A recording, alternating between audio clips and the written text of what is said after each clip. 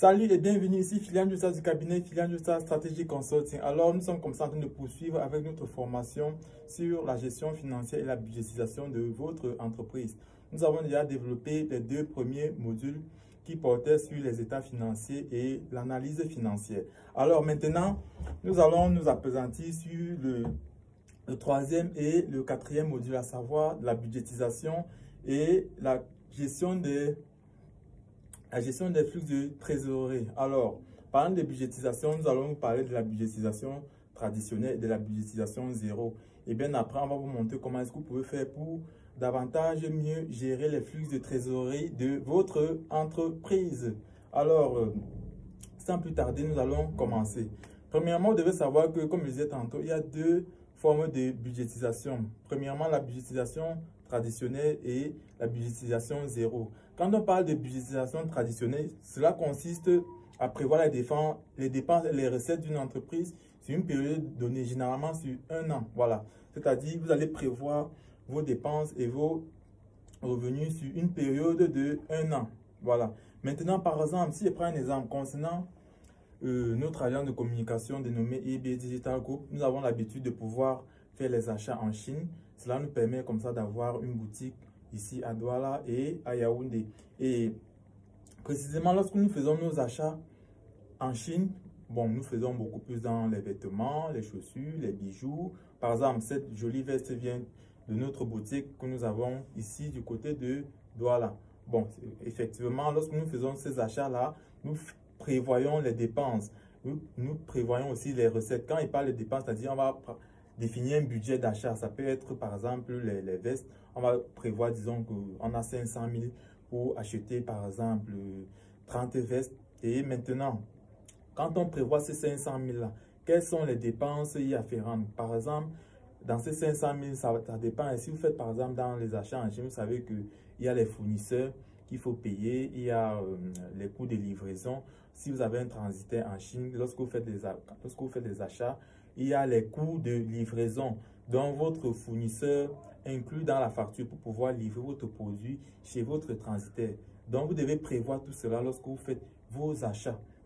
Oui, c'est vrai qu'il y a aussi des achats secondaires. Si par exemple vous achetez sur Alibaba, vous devez savoir qu'il y a les frais de transaction. Si vous achetez une marchandise à 2000 $ sur la plateforme Alibaba, il faut savoir qu'il y a des frais de transaction de ces 2000 $ parce que c'est ça qui permet à l'entreprise Alibaba de pouvoir fonctionner en fait, parce que vous venez sur la plateforme pour faire des achats.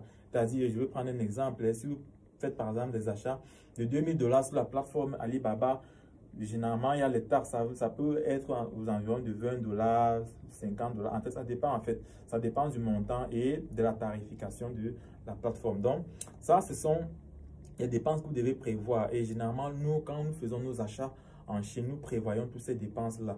En plus du montant qui doit être alloué à l'achat des marchandises. C'est-à-dire, si on prévoit acheter 30 vestes à 500 000, on va aussi prévoir, disons, 100 000 francs pour toutes ces transactions-là, que ce soit pour livrer la marchandise chez le transitaire, que ce soit les frais pour payer la transaction sur la plateforme et plusieurs autres frais qui peuvent aussi s'ajouter pour pouvoir aussi permettre à ce que le transitaire transporte le produit de la Chine pour le Cameroun. Donc ça, ce sont des frais supplémentaires que vous devez prévoir lorsque vous êtes en train de budgétiser dans votre entreprise. Ça, je prends ça juste dans notre cas.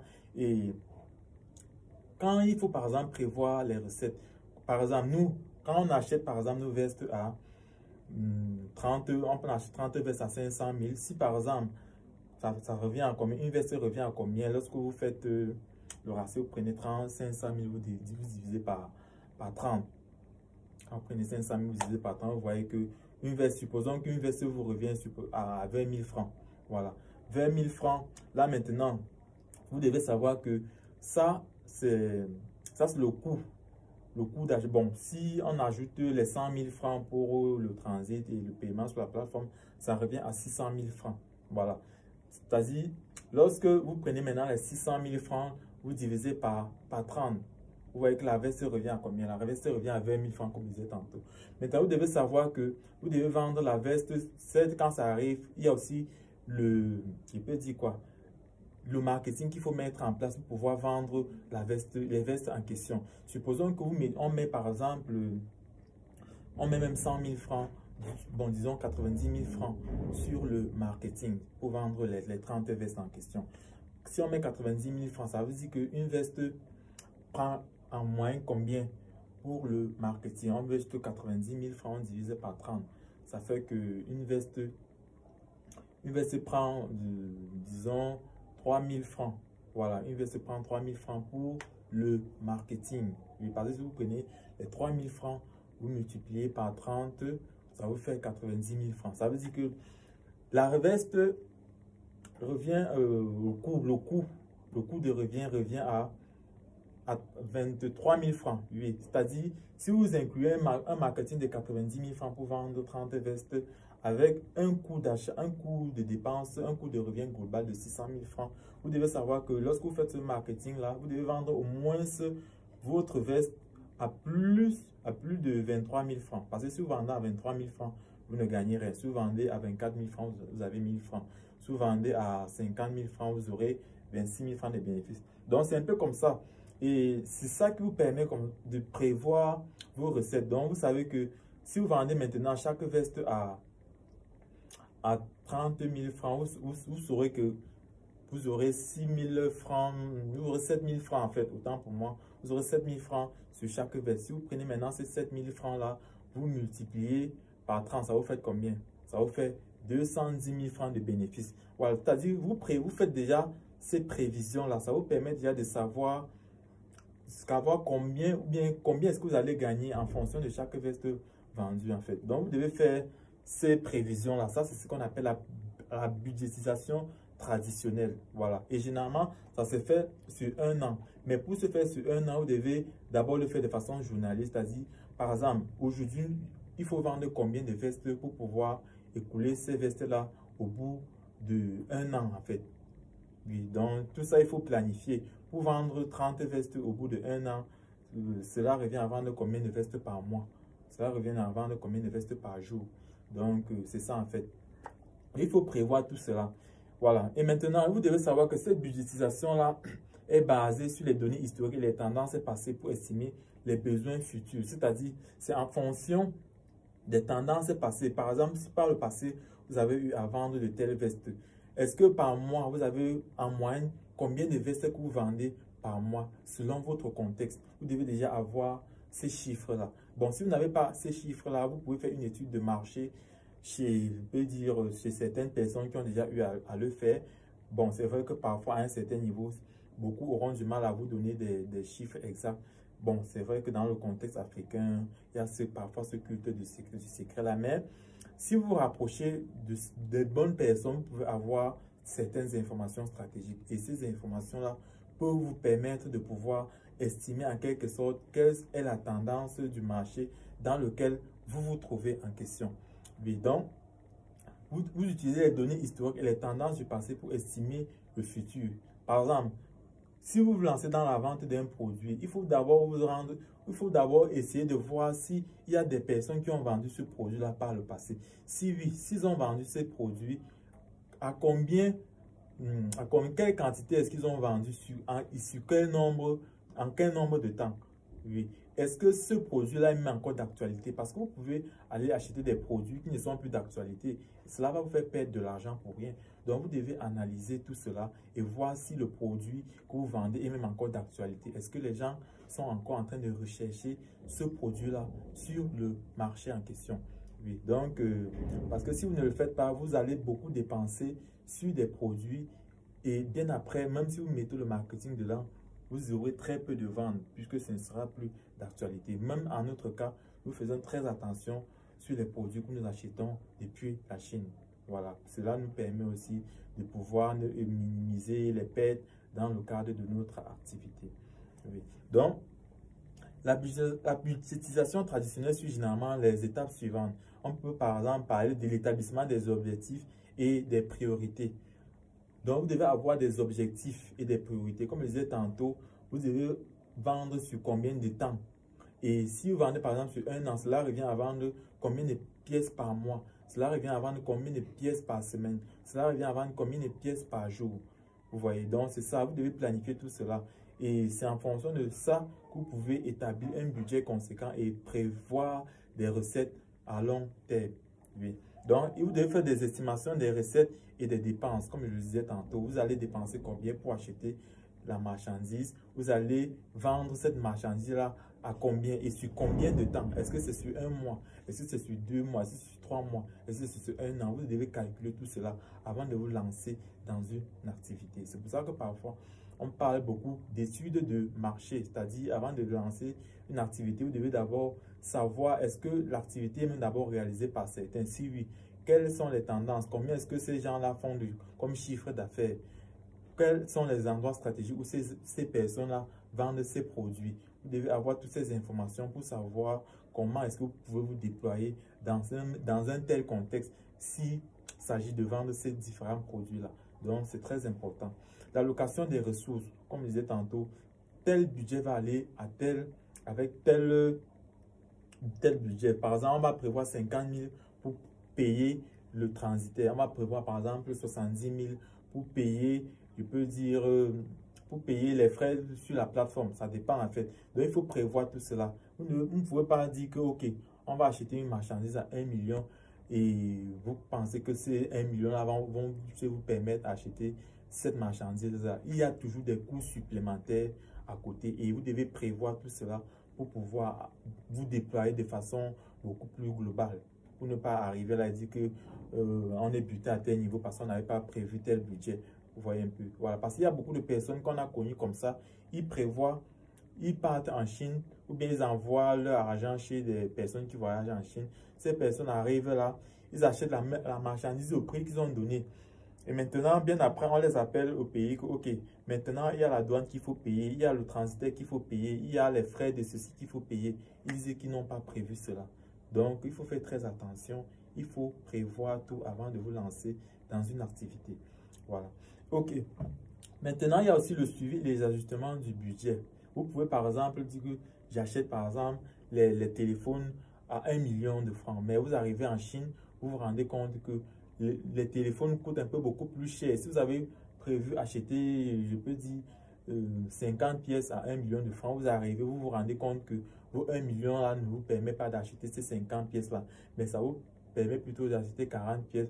Vous devez déjà vous ajuster à ce budget là et ne pas être buté à la suite. Et ne pas dire, OK, comme ce que j'ai planifié ne coïncide pas avec ce qui est sur le terrain, j'abandonne. Donc, il faut savoir ajuster votre budget en fonction des prix sur le marché lorsque vous voulez par exemple vous lancer dans une activité.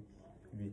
Maintenant, la budgétisation traditionnelle présente certes plusieurs avantages tels que la simplicité et la facilité dans la mise en œuvre parce que quand vous planifiez tout ce que vous allez faire, cela vous permet d'avoir une certaine clarté dans la marche de votre activité. Mais cependant, elle peut aussi présenter plusieurs inconvénients, comme par exemple le budget au changement soudain et la tendance à conserver les dépenses existantes sans remettre en question. Voilà, c'est-à-dire la difficulté en fait à s'adapter, à adapter le budget au changement soudain et la tendance à conserver les dépenses existantes sans les remettre en question. Donc ça, c'est l'un des inconvénients de la budgétisation traditionnelle. Certes qu'elle a aussi des avantages, comme je vous ai cité plus haut, ça vous permet d'avoir une certaine clarté dans tout ce que vous allez déployer dans votre activité. Maintenant, nous allons passer à la budgétisation zéro. C'est quoi la budgétisation zéro? La budgétisation zéro est une forme de budgétisation qui consiste à partir d'un budget nul et à justifier chaque dépense. C'est-à-dire, à la base, vous n'avez rien planifié en fait. Et c'est lorsque vous êtes sur le terrain qu'en fonction de la situation, vous allez allouer un budget à ce dont vous allez faire pour pouvoir acheter les produits en question, ou même pour pouvoir payer le service en question. Donc, généralement, c'est une méthode un peu beaucoup plus risquée, mais avec cette forme de budgétisation-là, beaucoup s'en sortent aussi parce que ça leur permet de pouvoir ne pas faire des dépenses inutiles. Parce que l'inconvénient aussi de la budgétisation traditionnelle, c'est qu'à un certain niveau, quand on planifie, on met aussi des choses qui sont inutiles dans le budget. Et à un certain niveau, on peut acheter des trucs qu'il ne fallait pas acheter. Ou bien on peut faire des dépenses que normalement on n'aurait pas dû le faire. Pourtant, la budgétisation 0, à la base, on ne planifie rien et on arrive sur le terrain et on fait tout en fonction de ce qui est déjà, en fonction de ce qu'on voit déjà sur le terrain. C'est-à-dire, si à la base, on a un capital de 2 millions et qu'on sera en Chine pour acheter, supposons, des bijoux, oui, on ne planifie, on ne sait pas quel, on sait juste qu'on va acheter des bijoux, mais on n'a pas planifié un montant spécifique pour acheter ces bijoux. On arrive, on voit par exemple, ok, les bijoux coûtent, disons 800 000 francs, ou bien telle marque de bijoux, si on veut prendre tel nombre de pièces, ça coûte 800 000 francs. Là, on alloue directement ces 800 000 francs-là pour acheter cette quantité de bijoux-là. Oui, donc ça, c'est ça la budgétisation 0. Oui, voilà. Et maintenant, cette méthode se base sur l'idée que chaque dépense doit être justifiée et que les ressources doivent être allouées de manière efficace. Oui, chaque dépense doit être justifiée et les ressources doivent être allouées de façon efficace. Si on prend tout l'exemple des bijoux, lorsque vous arrivez en Chine, vous voyez les bijoux et vous pouvez prendre plusieurs marques et à chaque marque, vous allouez un budget bien spécifique. Ça peut être les montres, si ce sont par exemple des montres en argent. Vous dites, ok, je vais acheter les montres en argent de 500 000 francs. Si c'est par exemple des colliers en or, vous allez acheter des colliers en or à hauteur de 1 million de francs CFA. Ça, c'est déjà lorsque vous êtes sur le terrain, vous n'avez rien planifié à la base. Mais vous savez juste que votre marchandise, ce sont les bijoux. Et vous arrivez là, vous achetez en fonction de ce que vous trouvez et en fonction des prix qui sont disponibles. Parce que l'un des inconvénients avec la budgétisation traditionnelle, c'est que vous pouvez tabler sur un prix et vous arrivez sur le terrain, vous vous rendez compte que le prix dont vous avez estimé n'est pas vraiment le cas. Ou bien vous pouvez avoir à la base un prix que vous avez pris sur Internet, mais vous arrivez en Chine en question, vous vous rendez compte que le prix est beaucoup plus élevé, comme le prix peut être un peu beaucoup plus bas. Donc, la budgétisation nulle efface tout ça. Vous affrontez tout lorsque vous êtes sur le terrain et vous allouez le budget de façon beaucoup plus efficace. La budgétisation 0 suit généralement les étapes suivantes. Premièrement, vous avez la définition des objectifs et des priorités. Voilà, donc la définition des objectifs et des priorités, comme je l'ai dit tantôt, vous partez déjà avec une idée, vous savez déjà quoi est-ce que vous allez faire. Si ce sont par exemple les bijoux, vous savez que vous partez acheter des bijoux. Si ce sont les vêtements, vous savez que vous partez acheter des vêtements. Si c'est par exemple un service que vous allez acheter dans le cadre de votre activité, vous savez que, ok, tel service va me permettre de pouvoir, par exemple, beaucoup plus vendre mes produits ou bien beaucoup plus me déployer sur le terrain. Donc, à la base, c'est ça. L'identification des activités et des dépenses nécessaires pour atteindre vos objectifs. Voilà, donc c'est ça. Et maintenant, l'autre point aussi, c'est l'évaluation des coûts et des avantages de chaque activité et les dépenses. Donc, vous avez l'évaluation des coûts et des avantages de chaque activité et des dépenses. Ça, ce sont les points de la budgétisation 0. Vous avez aussi l'allocation des ressources en fonction des priorités et des coûts, comme je disais tantôt. Vous arrivez là, vous achetez en fonction de ce que vous voyez. Cela vous permet d'éviter des dépenses inutiles. Voilà, donc c'est ça en fait. Maintenant, vous devez savoir que la budgétisation 0 présente certes plusieurs avantages, mais ça a aussi des inconvénients. Et quand on parle par exemple d'avantages, vous pouvez avoir la flexibilité, la capacité à adapter le budget au changement soudain. C'est-à-dire, premièrement, lorsque vous faites la budgétisation 0, c'est premièrement flexible parce que vous pouvez arriver sur le terrain, vous vous adaptez en fonction de ce qui est, vous vous adaptez en fonction des prix que vous voyez. Autant à la budgétisation traditionnelle, ce n'est pas le cas. Vous avez déjà tout planifié à la base et à un certain niveau, ce n'est pas généralement trop ça. Comme ça peut être aussi ça, donc ça dépend. Mais lorsque vous êtes flexible, vous pouvez vous adapter en fonction des conditions. Si tel produit a varié de prix, vous vous adaptez. Si le prix a chuté, vous vous adaptez. Si le prix a augmenté, vous vous adaptez. Donc, c'est ça. Si maintenant, et une des choses que vous devez aussi savoir, c'est qu'elle peut également aider à éliminer les dépenses inutiles et à allouer les ressources de manière beaucoup plus efficace. Comme je disais tantôt, ça vous permet de ne pas vous dilapider l'argent sur des choses qui ne servent à rien. Parce que l'un des inconvénients aussi de planifier dans la budgétisation traditionnelle, c'est qu'on peut allouer des ressources sur des choses qui ne servent à rien du tout. Oui. Par exemple, nous, on a eu à commettre cette erreur-là par le passé, c'est-à-dire, on va mettre des trucs dans le budget et arriver sur le terrain, on se rend compte que en fait, ces choses-là même, en fait, ça n'existe même pas. Ou bien parfois même, on arrive sur le terrain et on réalise ces choses, mais on se rend compte que bien après, ça ne nous aide pas en fait dans le cadre de notre activité.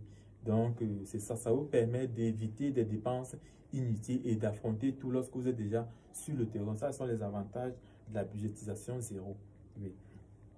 Maintenant, cependant, vous devez savoir que la budgétisation zéro a des inconvénients comme la complexité et la difficulté de sa mise en œuvre. C'est très compliqué de mettre en œuvre la budgétisation zéro parce que à la base, lorsque vous êtes déjà sur le terrain, puisque rien n'est planifié, vous affrontez tout. Et généralement, si vous n'êtes pas quand même fort d'esprit, vous pouvez être parfois stressé et parfois vous avez du mal à pouvoir vous adapter.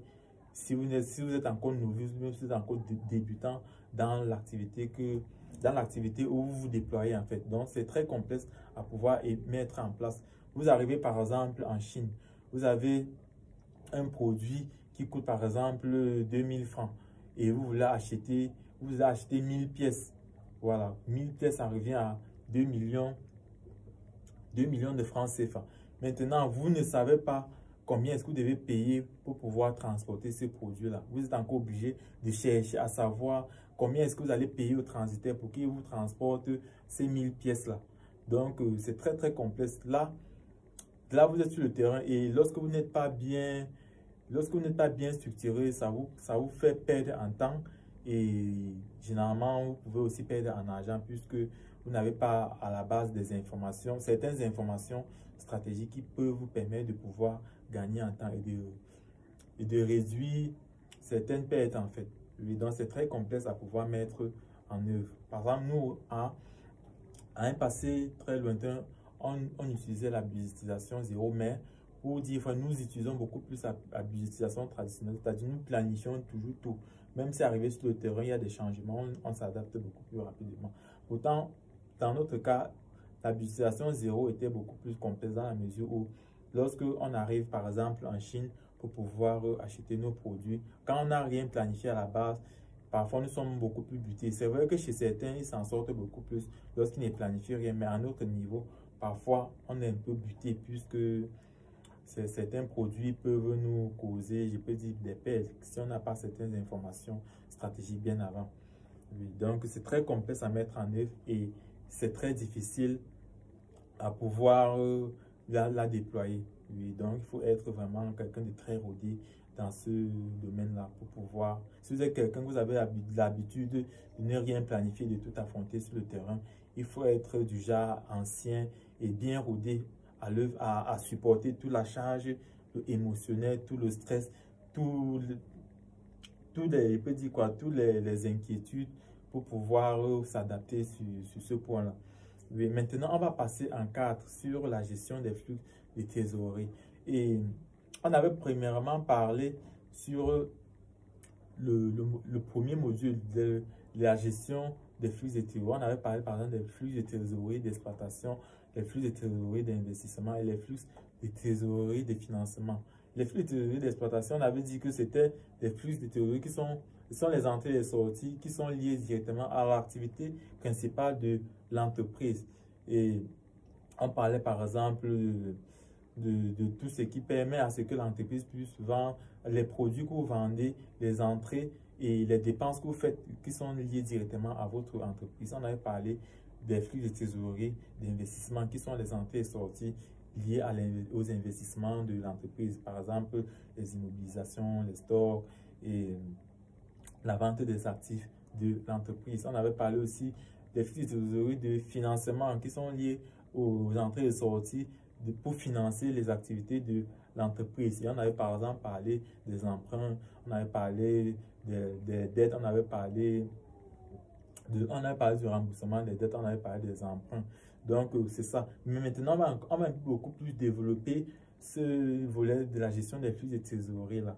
Oui. Vous devez savoir qu'elle est cruciale pour assurer la solvabilité et la stabilité d'une entreprise. La solvabilité et la stabilité financière d'une entreprise. Ça rend l'entreprise stable dans quel sens? Ça rend l'entreprise solvable dans quel sens? Ça, on va un peu beaucoup plus le développer. Oui, donc, vous devez savoir que pour pouvoir bien gérer de façon efficace les flux de trésorerie, vous devez savoir que vous devez établir un plan de prévision des flux pour anticiper les entrées et les sorties de l'entreprise.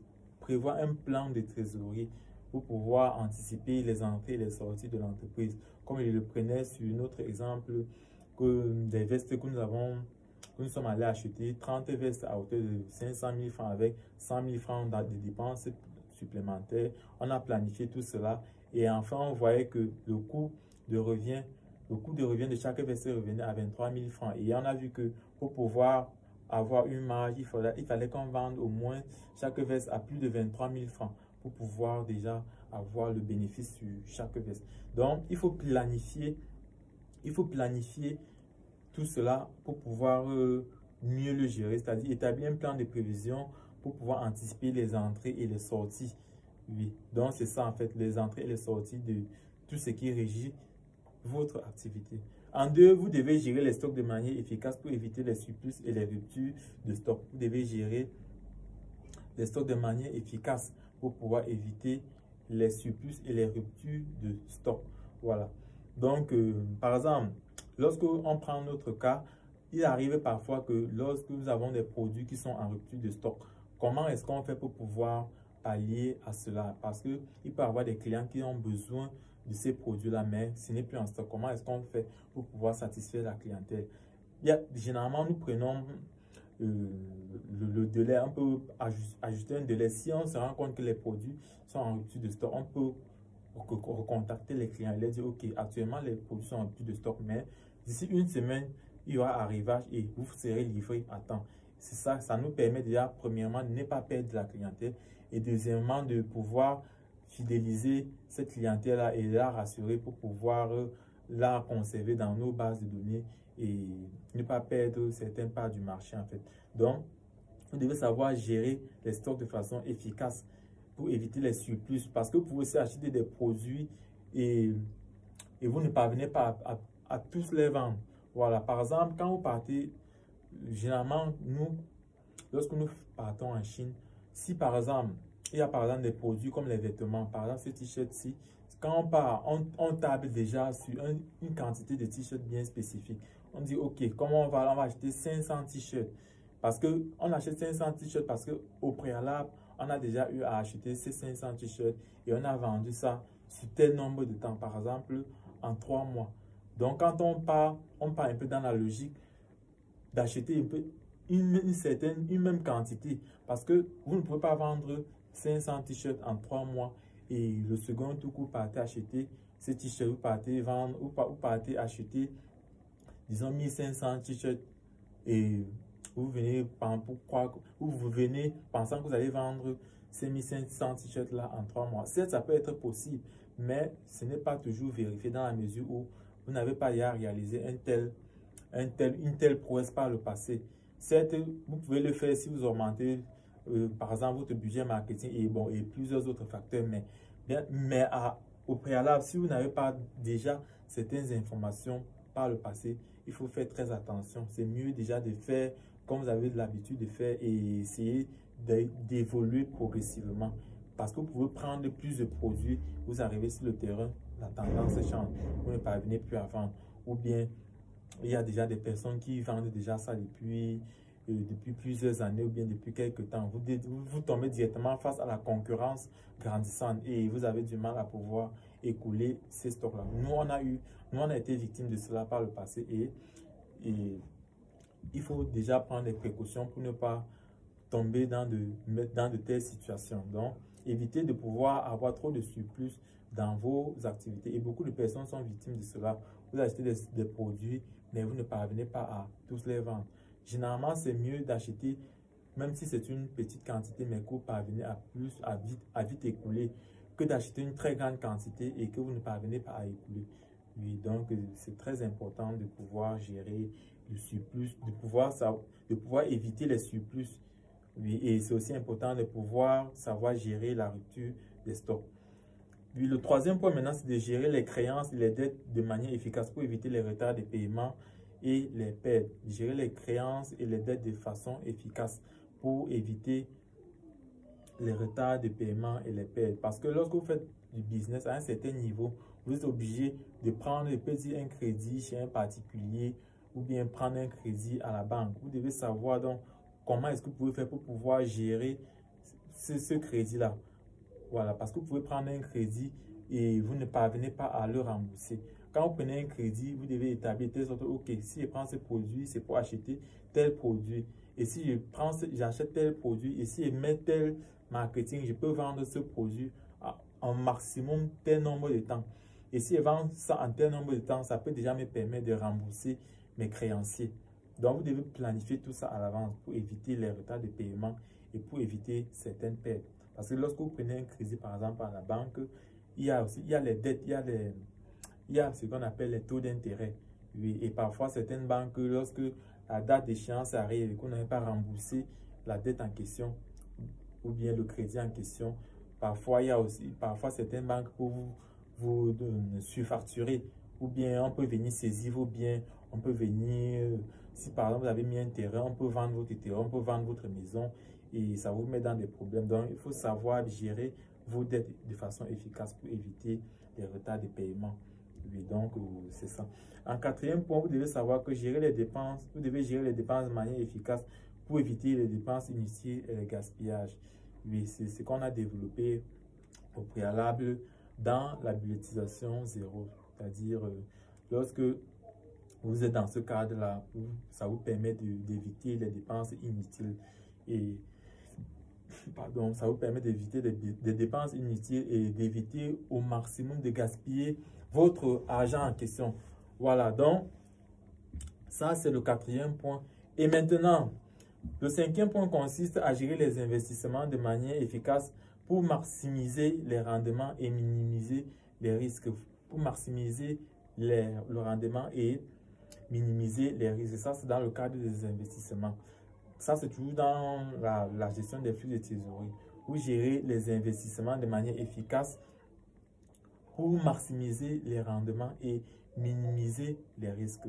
En sixième position, vous devez suivre régulièrement vos flux de trésorerie. Quand je parle bien des flux de trésorerie, ce sont les entrées et les sorties qui sont liées directement à votre entreprise. Voilà. Mais vous devez les catégoriser. Ça peut être les flux de trésorerie d'exploitation, d'investissement ou de financement. Donc, vous devez savoir les différences. Et je l'ai expliqué par le passé. Oui. Donc, c'est ça. Donc, je disais tantôt, vous devez savoir gérer les flux de trésorerie là pour détecter les anomalies et les problèmes potentiels. Oui. Donc, quand vous avez vos entrées et les sorties, vous devez déjà avoir ça pour pouvoir détecter ce qui peut clocher par le futur ou bien ce qui peut causer problème dans le futur. Oui, donc c'est ça. Vous devez ajuster régulièrement le plan de prévision des flux de trésorerie pour prendre en compte les changements et les événements imprévus. Oui, donc c'est-à-dire, comme je disais tantôt, vous pouvez arriver sur le terrain où vous vous rendez compte que les prix que vous avez eu au préalable, tout a changé. Par exemple, il peut y avoir inflation, il peut y avoir peut-être les prix ont baissé. Vous devez savoir que, ok, on doit s'adapter en fonction de ce qui est sur le terrain. Comme vous pouvez aussi arriver, vous êtes allé acheter un produit, vous arrivez, vous ne voyez plus le produit en question. Qu'est-ce que vous allez faire? Vous allez rentrer dans votre pays bredouille? Non, vous pouvez changer de stratégie et vous achetez d'autres produits ou bien des produits qui sont similaires à cela. Mais si par exemple vous partez pour acheter une marque de vêtements bien spécifique, vous arrivez là, vous voyez que cette marque de vêtements ne sort plus ou bien les fabricants ne fabriquent plus cela. Qu'est-ce que vous allez faire? Vous achetez une autre marque de vêtements qui peut avoir tendance. En fait, vous faites d'abord des recherches pour voir si cette marque de vêtements peut passer dans votre contexte et vous achetez la nouvelle marque. Oui, parce que ça ne sert à rien de dépenser pour un objectif et vous arrivez, vous ne le réalisez pas. Donc, lorsque vous arrivez et qu'il y a changement, vous ajustez et vous passez à un autre plan pour pouvoir ne pas tout perdre, quoi. Oui. Donc, c'est ça, vous devez vous adapter en fonction des changements sur le terrain. Et le huitième point, c'est de savoir gérer les risques associés au flux de trésorerie, tels que les risques de change, les risques de crédit et les risques opérationnels. C'est vrai qu'on aura le temps de pouvoir développer ça l'autre module parce que savoir gérer les risques dans l'entreprise, c'est très, très important. Il y a beaucoup d'entreprises aujourd'hui qui ont fait faillite parce qu'elles n'ont pas su gérer les risques. Donc, ce volet-là est très important. Vous devez savoir gérer les risques de change, les risques de crédit et les risques opérationnels qui sont liés à votre activité. Donc, on prendra le temps de mieux développer ça dans le futur.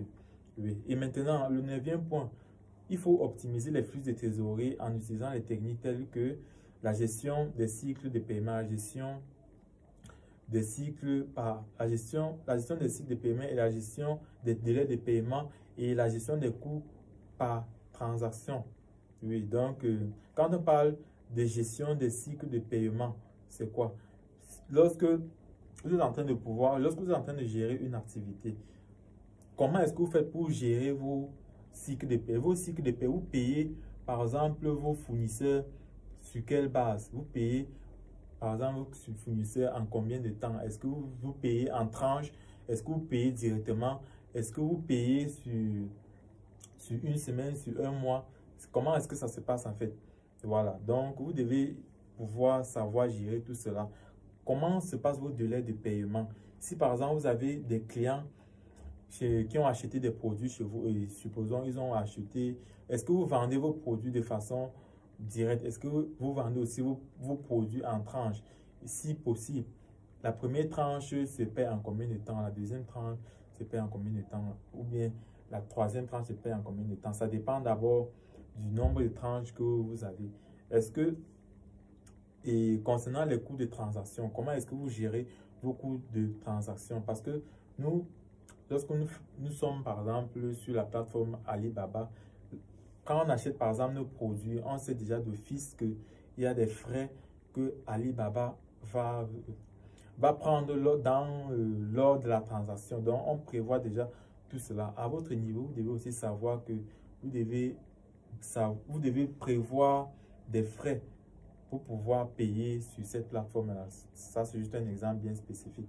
Peut-être vous ne faites pas dans la vente en ligne ou bien vous ne faites pas dans le commerce de la Chine pour l'Afrique. Donc, mais dans votre cas, dans votre entreprise, vous devez savoir que vous devez savoir gérer les coûts de transaction.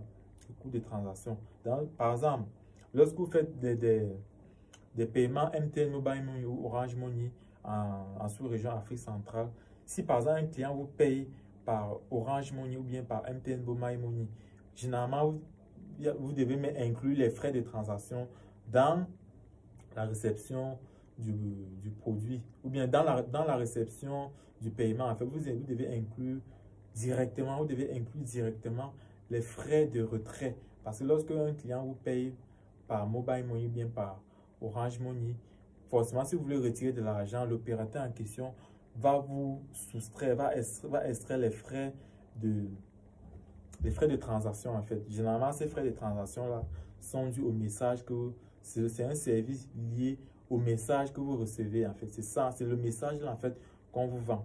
Donc, vous devez inclure les frais de transaction dans le produit que vous vendez. Cela vous permet déjà de pouvoir ne pas perdre en fait. Parce que si vous vendez un produit, disons à 15 000 francs et que le client vous donne directement vous envoie directement ces 15 000 francs par Mobile Money, ça réduit déjà, s'il envoie ça sans mettre les frais de retrait, ça réduit déjà votre marge. Et si vous avez par exemple 1000 clients, chez qui vous faites par exemple une transaction, parce que ici 10 000 francs déjà, si vous vendez le produit, supposons à 10 000 francs, 10 000 francs pour retirer 10 000 francs, c'est déjà à 224 francs. Si vous avez comme ça 1000 clients qui vous achètent le produit à 10 000 francs sans vous payer avec les frais de retrait. Cela fait comme ça, parce que normalement, le client doit vous envoyer 10 224 francs. Oui, parce que 224 francs sera retiré par l'opérateur. Si il envoie juste 10 000 francs, vous voyez que si vous avez 1000 clients comme ça qui vous payent, ça fait 224 francs fois 1000, ça fait 224 000 francs. 224 000 francs CFA que vous allez perdre si ces 1000 personnes-là vous achètent le produit à 10 000 francs sans les frais de retrait, sans les frais de transaction. Donc, vous voyez un peu, vous devez inclure tout cela dans vos produits et services pour ne pas perdre, en fait, ou bien pour avoir quand même, pour conserver votre marge. Oui. Maintenant, parce que l'un des trucs, c'est que parfois certains vendent sans tenir compte de ce facteur-là, mais lorsque vous prenez l'échelle, lorsque vous prenez cela sur le plan macro, vous voyez que vous perdez beaucoup d'argent. Lorsque il y a plusieurs personnes qui achètent chez vous, vous perdez beaucoup d'argent. Si c'est 2000 personnes, vous êtes à 448 000 francs, vous perdez rien que sur les frais de transaction. Donc, il faut prendre tout cela au sérieux. Prendre tout cela au sérieux. C'est pour ça que lorsque même 1 franc dans un business, c'est très important. 1 franc dans un business, c'est très important parce que si vous avez juste 1 franc que vous perdez, 6000 personnes, si ces 1 franc là sont liés à 1000 personnes, vous voyez que ça fait il y a 1 million. Non. Si 1 million de personnes vous fait perdre juste 1 franc dans une transaction, vous voyez que vous perdez 1 million de chiffre d'affaires. Ce n'est pas rien du tout. Donc, on ne néglige pas le centime lorsqu'on est en train de réaliser une activité. Voilà. Donc, maintenant, le 10e point, c'est de savoir contrôler et auditer régulièrement les flux de trésorerie pour garantir leur exactitude et leur fiabilité. Donc, vous devez contrôler et auditer vos entrées et vos sorties pour pouvoir garantir avec exactitude et la fiabilité de votre activité, en fait. Voilà, donc il faut toujours contrôler ce que vous faites et vous devez faire un audit. Oui, c'est pour ça qu'il y a aussi les experts que généralement ils vont faire, ils font dans l'audit d'entreprise, c'est-à-dire ils vont venir là et analyser tous les failles, tout le fonctionnement de votre entreprise et voir ce qu'il faut améliorer, ce qui est en déphasage et vous donner comme ça des pistes de solutions afin que vous puissiez davantage mieux gérer votre entreprise. Voilà, donc ça c'est tout pour le volet budgétisation et gestion des flux de trésorerie. L'autre point va consister à développer davantage le module sur le module de cette formation et vous êtes comme ça prié de pouvoir bien suivre tous ces modules-là pour être outillé beaucoup plus efficacement. Cette formation, en plus de vous permettre de pouvoir gérer votre entreprise, ça vous permet aussi de pouvoir gérer vos finances personnelles. Donc, c'est très important. C'était Philippe Duta et je vous dis à très bientôt pour l'autre module. Ciao!